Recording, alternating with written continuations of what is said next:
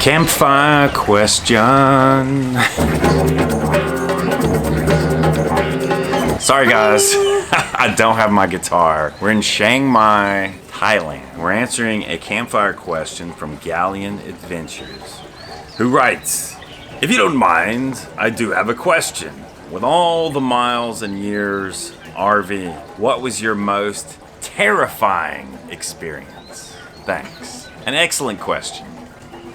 And so what we're going to do in this video is we're each going to tell you a terrifying RV travel experience.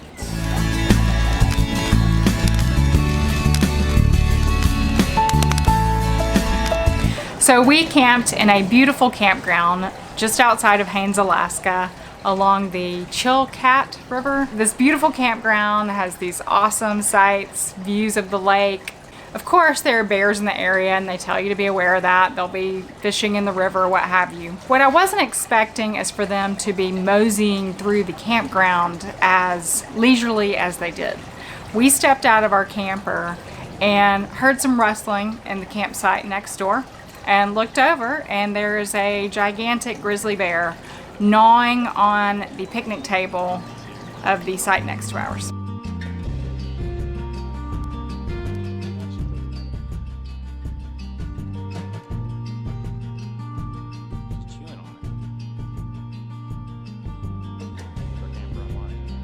And then we look at each other like, are we really seeing this gigantic grizzly bear like right there? But we just slowly stepped back and I opened the door to the camper and we hopped right in and locked the door and patiently waited for Mr. Grizzly Bear to move along.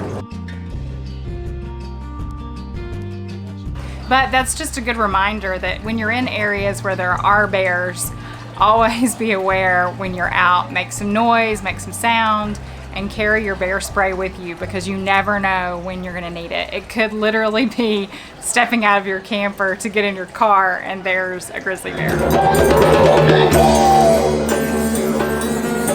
So, my most terrifying experience will surprise you a bit. We're on our way back down from Alaska and we had stopped in Whitehorse, Yukon territory to pick up some supplies. And we'd actually parked our rig in an Office Max or Staples parking lot, one of those two. And when I pulled in and parked the rig, there were no cars really in front of us, but I knew there was a car or two kind of parked back behind us, probably 10 or 15 feet. So we stopped, we got some supplies. I came out of the trailer and some cars had pulled and parked kind of in front of our truck. So I knew I was going to have to now back up our rig a few feet. Okay, so I got in the truck, I cranked the engine, shifted the truck into reverse, and then I thought to myself, you know, it's really not prudent to just back up our rig without first getting out and inspecting what might be behind us, right? That certainly makes sense. I step out of the truck, and bear in mind we have a 49-foot long rig. And I look back to the rear of our trailer, and then I see the rig very, very slightly move backwards, probably by a millimeter. Because again, it's a pretty substantial rig. It's not just going to suddenly fly back, but yes, I believe it did shift backwards. And then suddenly I realized I'd left it in reverse with the engine running. No emergency brake deployed. With the speed of a comic book superhero, I flew back into the driver's seat, slammed on the brake, slammed it in park, and slammed down the emergency brake. Meanwhile, Christy is still inside the trailer. And all I feel from this whole event is all of a sudden he slams on the brakes and the whole rig just goes like this, and I'm thinking he backed into something. So I get out and I'm like, what happened? I go to the back of the rig thinking he's backed into a car or something. And he's like, no, I left it in reverse by accident when I got out to make sure it was clear for me to back up. And then I realized it and jumped in. All was well, nothing bad happened, but it was definitely a moment of panic. Obviously that's completely pilot error. I attribute it largely to being in a hurry. I got maybe slightly frustrated that these cars had pulled in front of us.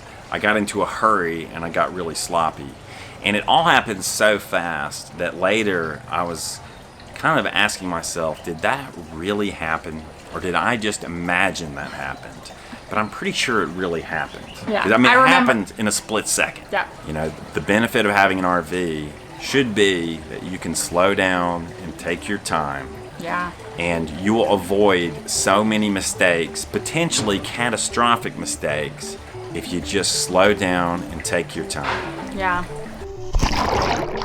Sorry guys, there were 2 terrifying situations we've experienced here on Long Long Honeymoon. Thank you as always for tuning in.